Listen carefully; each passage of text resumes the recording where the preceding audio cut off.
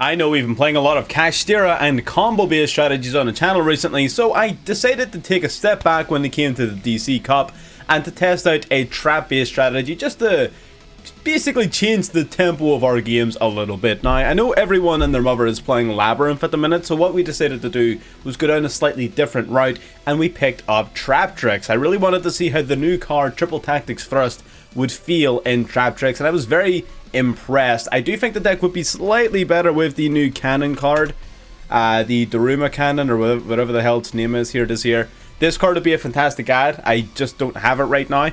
I'm very tempted to craft it. We might need to revisit this later, but generally speaking, it's not a huge deal. But this is the deck that we took in. Are there any changes I would make? Probably just the one or two, which I'm going to talk about at the end of the video, because I will be doing a card for card breakdown of the deck later on in the video. But first, we got a couple of games lined up from the Duelist Cup. I believe they were in D level 17 before we eventually maxed it out using Scareclaw. So absolutely, if you're interested in picking up a slower, easier to play trap-based strategy, and you're not really interested in Labyrinth, this is definitely a very powerful alternative. So if you're interested in content like this and you want to see more of it going forward, you can of course subscribe to catch things as they come out. That is the best way to support the channel, and I would definitely appreciate that, as well as leaving a like if you enjoy it. Lastly, if you do want to show a level of support for the channel, you want to stick around, you can join us as a member as well. The benefits of what you can utilize in our Discord, I do plan on expanding that quite a bit. The two series I have in mind for our members, I want to do a members pick at least once per week, where I'll have a vote with our members in the Discord to see what deck they want to see uploaded onto the channel. We just need a couple more guys in there to actually make that viable. So if you want to join in, you can join us as a member, join the Discord, let me know when you've done so. That's all grand. I'm not going to take up too much of your time here at the beginning. Gonna play some games, talk through the games, deck profile at the end. Let's get into it.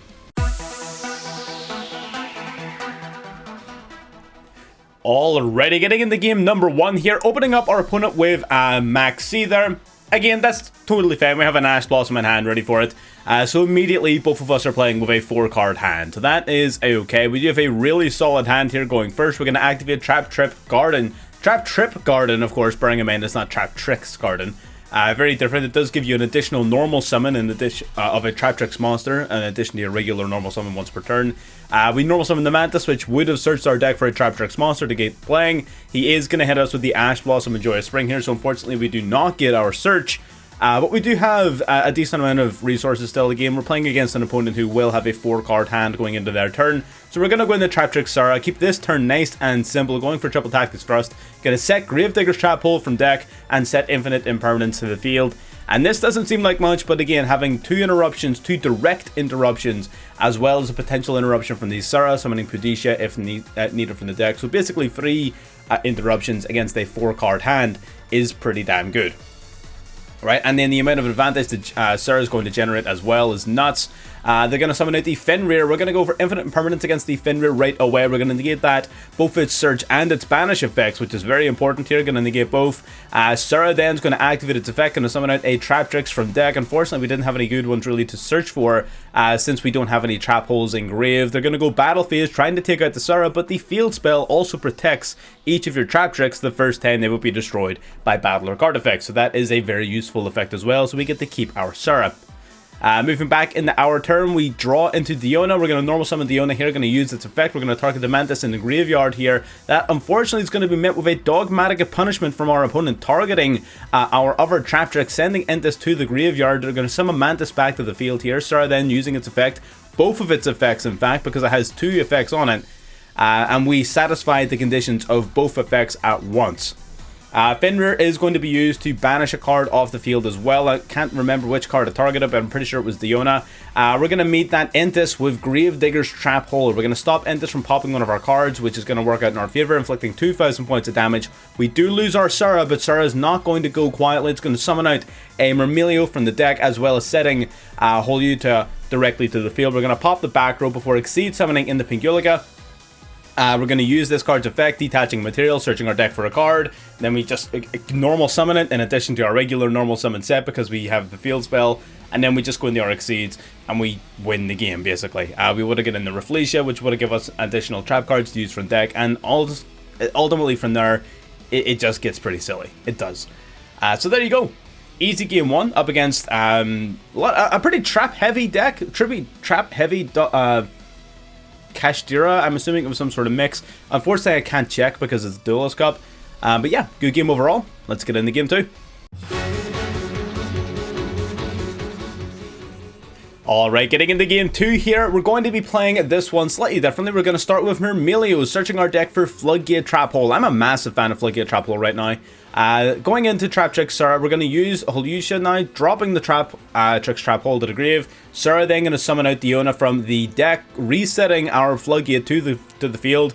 We're now going to set Gravediggers as well, using these two monsters to go into Rafflesia. Very simple turn 1 here, not too combo heavy. We did have a couple of cards here, but our opponent didn't activate any hand traps or monsters, so unfortunately, these two cards in our hand didn't really do anything. So that's a potential counterpoint to their utility. We do get hit with Lava Golem right off the bat, which is pretty damn unfortunate. We're going to meet their field spell with an Ash Blossom, hoping of course that might be enough to at least hold them off for a little while. We're going to re-summon Sura to the field here using the Holusha in the graveyard. I don't know how to pronounce that card's name. I'm going to call it Holutia or whatever its name is, I don't care. The idea was we re-summon Sura to have it live on the field so we can use our trap cards to generate more advantage, but he just Lava Golems us again because apparently he just is that guy and has Unicorn. So he had the field spell, double Lava Golem, and just had the Unicorn, so he was just that guy, but unfortunately for him, Floodgate Trap Hole is a pretty powerful card. Into the draw phase of our turn here, drawing into Call by the Grave, not the most useful card in the world to draw. We're going to go battle phase here with the Lava Golem, taking out the face down Unicorn. We do have Gravediggers and Call by here, so we're not in a horrible position, but we've definitely seen better days here. They're going to go for Fenrir off the rip, using Fenrir, searching their deck for the Rise Heart. Now they're going to use Rise Heart here. We're going to activate Gravedigger's Trap Hole here. That's going to negate the effect of the Rise Heart and banish the card, inflicting 2,000 points of damage to our opponent. It doesn't actually get rid of the card. I thought it did. That's my bad. They're going to summon the Rise Heart here, going into the battle phase. Going to use their Fenrir to get rid of the Lava Golem, swinging directly for 26 and 17 respectively. In the main phase 2, summoning out the Kashtira Shangri-La. And ending their turn. So not a huge turn from our opponent, but the Shangri-La does present a unique opportunity for us because it's going to basically force them into a position where they have to use our triple tactics thrust. We're going to use Called By to negate banish and negate the Unicorn from the graveyard. Since he is using the field spell to attempt to destroy it, we might as well utilize the card while we still have it. Now we can use Triple Tactics Thrust, which is pretty big here. Unfortunately, it is met with an Ash Blossom, but them using Ash Blossom presents us with another opportunity because we already have the Triple Tactics Thrust in our hands. We're going to go for the Thrust here. We're going to use its effect to take control of their Kashtira Fenrir, normal summoning the Traptrix Mantis here. We're going to use its effect, searching our deck for the Arachnocamp or whatever the hell its name is, going into Sura, using Traptrix, summoning itself out to the field, triggering off Sura's effect to set Gravedigger's Trap Hole to the field. We're going to go battle phase, Fenrir swinging in, banishing the Shangri-La, 24 to face, 13 to face, and 800 to the face, bringing our opponent down very low. Crucially, bringing our opponent below the 2,000 life point threshold, right? Because that puts them in a position where if they activate the effect of a card in hand or in graveyard, they instantly lose the game. So they cannot do that right now. We're going to summon out Traptrix Atiapus. Basically, we only summoned this because we wanted rid of their Fenrir. I actually don't really like this as a card. I think it's fairly weak as a card, especially by itself. It's kind of neat if you have like a whole board of Traptrix and like your Exceeds and everything, and it makes them really big and strong and cool, right? But ultimately, this is not that good of a card by itself. We just did it purely to get rid of Fenrir. That's it. Pop in the field spell just because we can. We might as well. Main phase 1.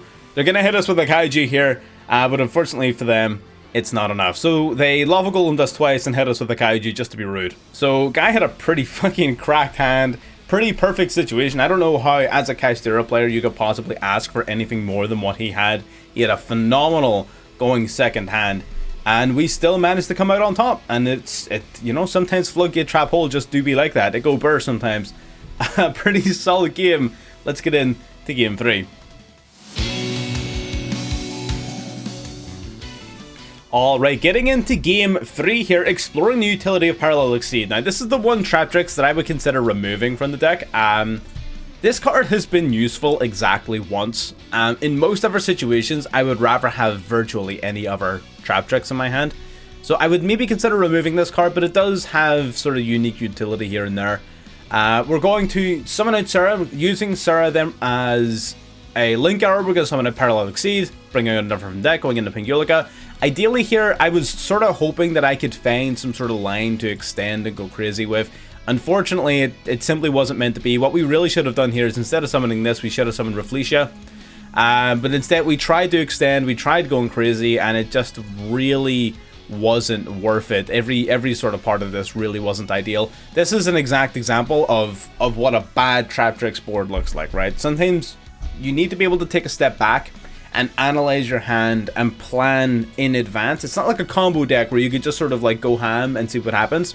Traptrix isn't like that, and this is how a combo player plays Traptrix when they first start, and it's completely wrong, right? Pingulika is decent-ish as an interruption, kind of.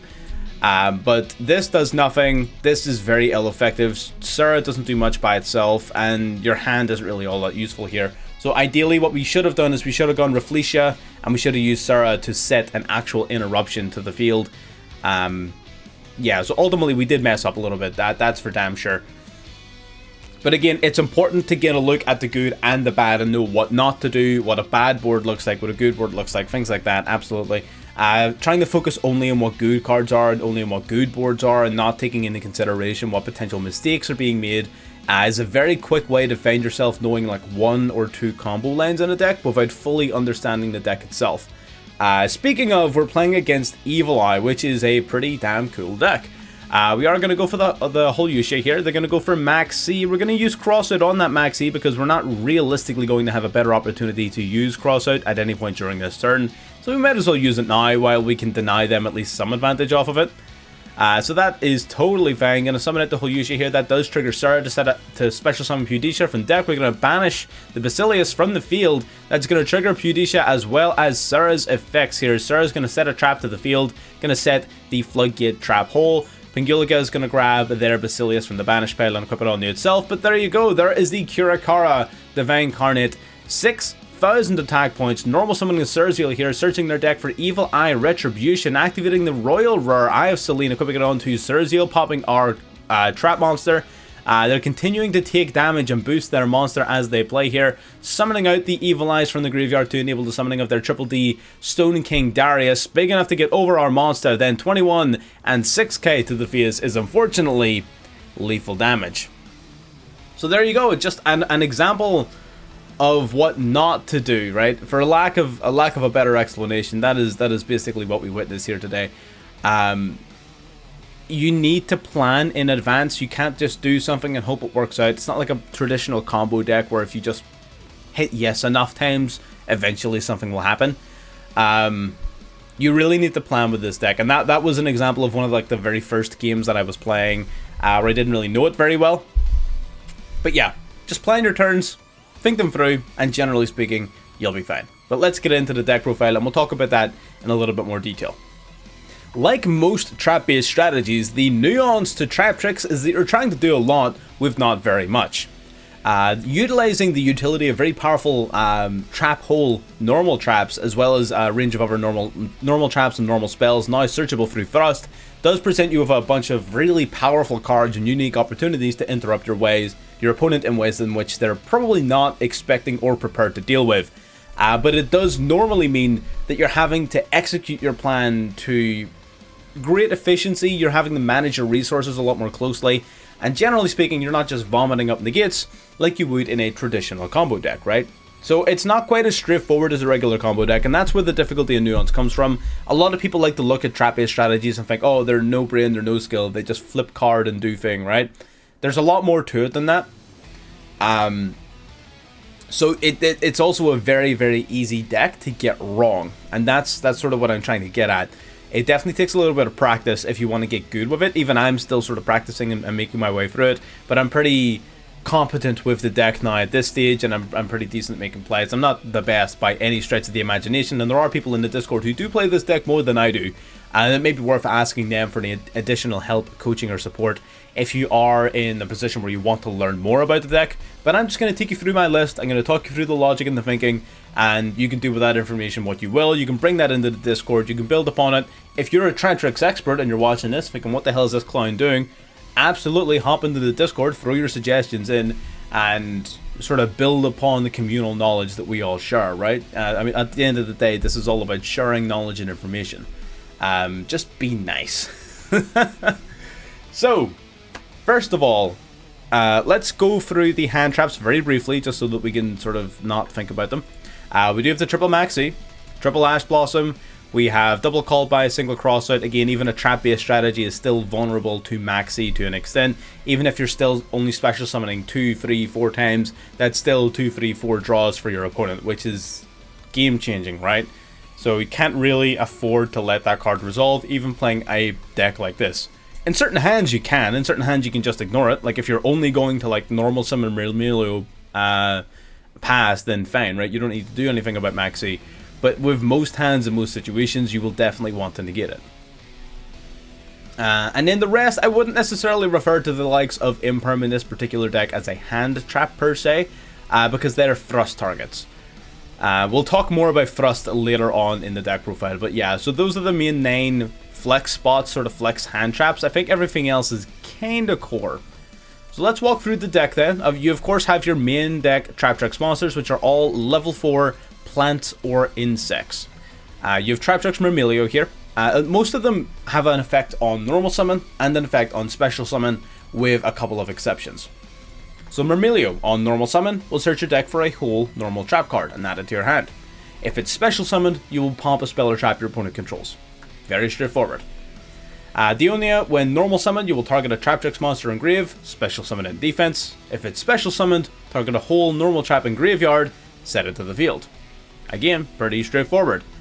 We have Mantis, who on normal summon will add a Traptrix monster from deck to hand, and on this doesn't have a special summon effect, but while it's face up, once per turn, you can target a spell or trap in your field, return it to hand, and then set a spell or trap from the hand. The only real way in which that effect sees any utility is to dodge destruction or to enable your Traptrix Holyusha, right, in very niche situations, but we'll talk more about that in a few moments. It does hold some utility. It's not a useless effect. It seems pretty useless, and most times it's not going to come up, but it does have its uses, so don't forget about it. We were playing the one copy of Vesiculo. I wasn't a massive fan of this card, if I'm being honest. I would be very, very tempted to take this card out of the deck. Being able to send a set card to the graveyard to special summon it is kind of neat sometimes. Its recurring effect from the graveyard to banish itself to target a whole normal trap and set it back to field is neat sometimes. But they're not... It's not a very good card to have in hand for like turn 1 and things, and I'm just not sold on it. I would be very tempted to remove this card in favor of something else. I don't even know what else you would replace it with. Possibly just another... a copy of Floodgate Trap Hole, if I'm being honest. I would almost rather just have this, honestly. We have Pudisha, who on normal summon will search your deck for your Trap Trip Garden, your field spell. On special summon, you will target a monster, your special summon monster your opponent controls, and banish it until the next standby phase. Or well, you banish it, and then during the next standby phase, they get to special summon a banished monster. That's a pretty important distinction. The Traptrix Arachniv, whatever. This card, you can basically, if you control a Traptrix monster, you can special summon this card from the hand, but it does lock you into plants and insects for the rest of the turn. The first time a set card will be destroyed, it isn't basically, which is pretty handy. Basically protects your back row at least once per turn, which is nice. It's mainly an extended though. Parallel Exceed is pretty awesome. So basically, if you link summon, you can special summon Parallel Exceed from hand to the field to an arrow that link monster points to a zone that it points to, and then you special summon another copy of Parallel Exceed from the deck. And if this card is ever special summoned through any effect, its level becomes 4. So, well, sorry, specifically by its own effect. So it becomes a level 4, which means that you have 2 level 4s now on board, and none of your Traptrix monsters are actually really fussy about their materials. They only take level 4 monsters. So you can use your Parallel Exceed to immediately go into any of your Traptrix Exceed monsters, or even the likes of a Tornado Dragon or Baguska, depending upon the matchup. And that's the monsters. Getting into the spells and traps, again, very straightforward lineup. Let's talk about Triple Tactics Thrust here first of all. So Triple Tactics Thrust is a new card. Basically, during the turn on which your opponent has activated a monster effect, you can grab a spell or trap from the deck, and if your opponent doesn't control any monsters, you set that card to the field, but you can't use it this turn. Or if your opponent does control a monster, you can add it to your hand. So this card is not only useful going first if your opponent were to like activate a Maxi or an Ash or whatever, you can respond to it with this and then set directly from your deck the likes of a Holyusha to patch your combo, or a Floodgate Trap Hole, or a Infinite Impermanence, Gravediggers, whatever you need to gain as much advantage out of your turn going first as possible. However, its greatest utility lies in its ability to go second, because it's able to search your deck. If your opponent has an established board of monsters, all you need to do is get them to activate one effect, and then you can use your Triple Tactics Thrust to add to your hand a Lightning Storm, Triple Tactics Talent, Evenly Matched, all of these super powerful board breaker cards that you can then use to completely turn the tide of the game. So Thrust, very good card, both first and second, basically searches for anything. It's actually almost a combo piece in this deck because Holyusha is such an important piece of the puzzle. So yeah, Triple Thrust all the way, and then you've got all these targets here. You can play whatever ones you want. I play one Lightning Storm, which can wipe out all attack position monsters or all spells and traps your opponent controls. Triple Tactics Talent, which during the main phase in which your opponent has activated a monster effect, you can either draw 2 cards, take control of one of your opponent's monsters, or look at your opponent's hand and shuffle one of those cards back into the deck, all of which are devastating effects. And I have won games, plenty of games, a lot of games off of Thrust, Search, Talent win the game. And then Evenly Matched, at the end of the battle phase, if you control no cards, you can activate this card straight from your hand, and it basically forces your opponent to banish cards until they control the same number of cards as you, which upon this card's activation should be 1. So basically it's just 3 methods of turning the tide of a stacked game. You have the Traptrix Garden here, which of course searchable off of Pudicea. It grants you the additional normal summon of a Traptrix monster once per turn. The first time an insect or plant will be destroyed by battle, it isn't, which is very, very good alongside your Sarah specifically, because this is target number 1, public enemy number 1 here whenever this card is in the field. Your opponent will try everything to get rid of this card immediately. So having the additional battle protection in place is pretty handy. It makes it slightly more difficult to get rid of, and they do need to bear that in mind. You can also banish a monster you control to special summon a Traptrix monster from your hand or graveyard. Seldom used effect, but it can be kind of useful to get rid of a like a Parallel Exceed, or if you want to tag out one of your weaker Traptrix for a stronger one. It's a niche effect. It's not really all that big, but the first 2 effects are phenomenal for sure. Then we got the Traptrix Trap Hole Nightmare. Of course, anything with Trap Hole in its name is searchable through most of the deck, and they get additional benefits from the deck, so having them in place is very good. This one basically says that if a monster that was special summoned this turn activates its effects, negate the effect and destroy the card. Pretty straightforward. Sort of mid impact on the game, not super duper powerful, not game breaking or anything like that, so we do only play it at 1 because it is searchable, but it is a decent card. And it has Trap Hole in the name, which is very important for reasons we will get to later. A Floodgate Trap Hole, if your opponent special summons a monster or monsters, change those monsters to face down defense position, and they cannot change their battle positions except for the card effect. And now this card specifically, if your opponent special summons multiple cards at once, for example through a Pendulum summon, you flip all of the monsters summoned as a part of that one summon face down. Not like one of them, not the last one, not the first one, all of them. So Floodgate Trap Hole is really brutal, especially in matchups where they special summon multiple monsters at once. Double Imperm because it's a phenomenal card, really good hand trap, and it's a normal trap, so it activates all your Traptrix effects, really solid card to have. Gravedigger's Trap Hole. If your opponent activates a monster effect in hand or graveyard, or if it's banished, you can negate the activation and inflict 2,000 points of damage to your opponent. Very powerful card, great anti-hand trap tool, great at stopping the graveyard and banish pile. Everything about this card is generally just pretty dope. And lastly, we have Traptrix Holyuta, or Holyusha, however you want to say this word, I don't know how to pronounce it. This card, you can activate this card to turn it with set by discarding a normal trap. So having a lot of normal traps in the deck is definitely very useful, especially Trap Hole ones, because they can be resummoned off the likes of Dionia later on in the turn. So this card can activate itself during that turn. And what does it actually do? Well, it special summons itself as a monster, a level 4 plant earth monster. So you can utilize it for your link summons into Sura, you can utilize it for your exceed summons into your big Traptrix, and it also triggers off the effects, of course, of your Sura, which is pretty damn useful. But yeah, everything about this card, generally speaking, is pretty awesome. It does also have a recycling effect where you can banish it from the graveyard to target a Traptrix monster from the grave and special summon it. That, of course, means that you can do that during your opponent's turn if you see an opportunity to use the likes of Pudicia's special summon effect, or maybe Myrmilio's special summon effect to pop back row, stuff like that.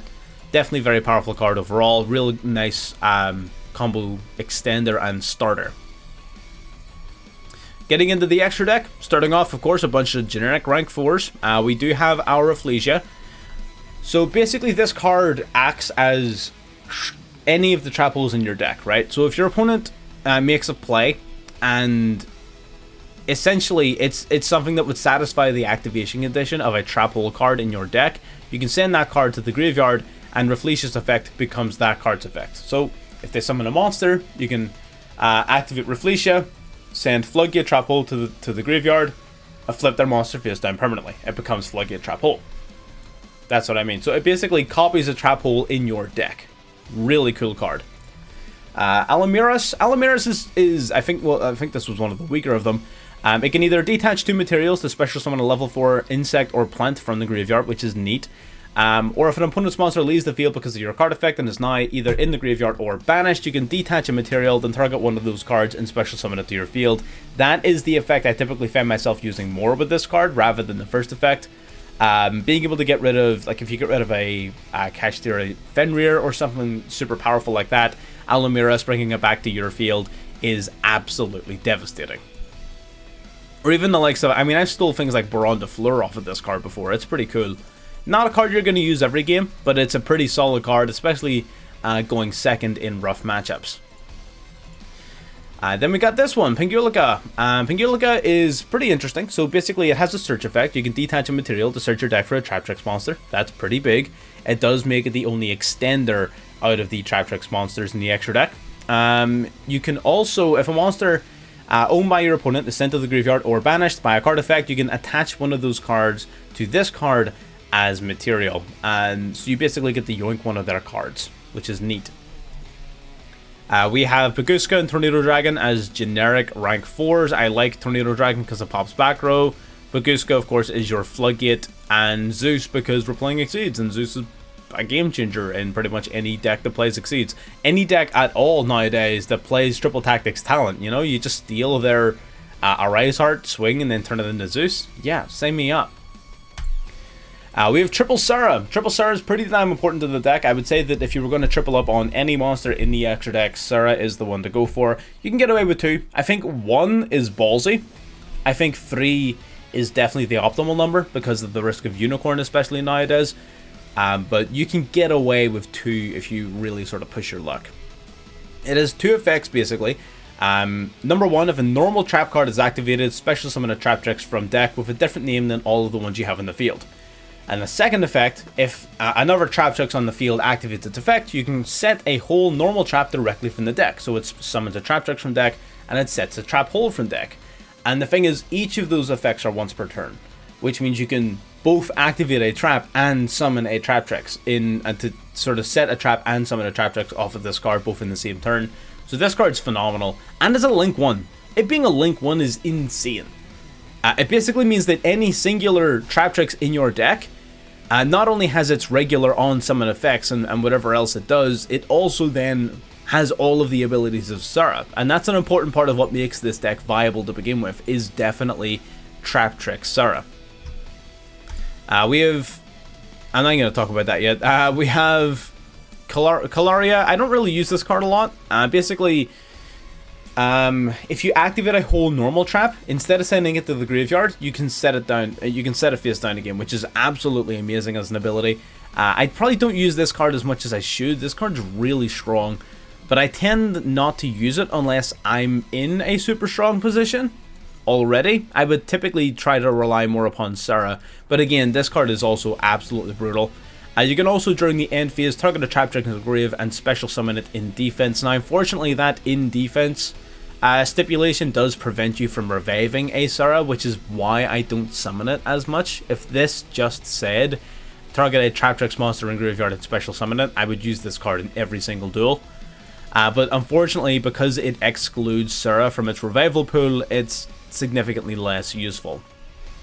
And then we have Etiopus, which boosts up all your Traptrix by 1,000 attack points, including itself, so long as you have a normal trap in grave, which is a big deal because your Traptrix monsters aren't exactly huge, right? You've got 25, 22, whatever, right? So this card suddenly becoming 3,500 attack points is a big deal.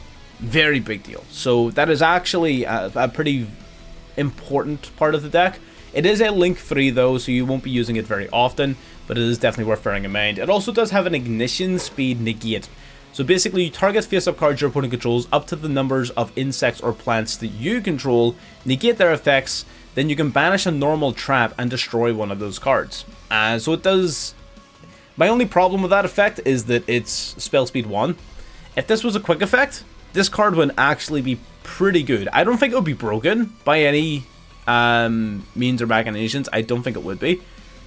By that same logic, Witchcrafter Madame Verre would be broken, right? Because it would be basically the exact same effect as Madame Verre. But it's not. But yeah, it would be a lot better. The fact that it's spell speed 1 does hold it back quite massively. I'm not a huge fan of this card. But it is decent to have it at least 1 because it does help you press through certain problematic boards. It boosts up all your monsters. It can get you out of rough situations. So I would definitely play it at least 1. And the rest of the deck is just generic cards. We got IP Mask Arena for the Link Summon during your opponent's turn, Unicorn and Underworld Goddess as targets, and that pretty much wraps up the whole deck. So that's Traptrix. That's the version of it that I played. Like I sort of shown, there are a couple of things that maybe I would change, and it is definitely a deck that takes a lot of practice to get better at using, so I'm not going to proclaim onto you that this is some sort of be-all and end-all guide to Traptrix. This is just how I play it. But if you enjoyed watching and if you enjoy looking into things like this and these alternative decks, absolutely leave a like if you got this far into the video. I mean, you must have liked something if you watched this far. And subscribe if you haven't. I'll see you next time. Bye-bye.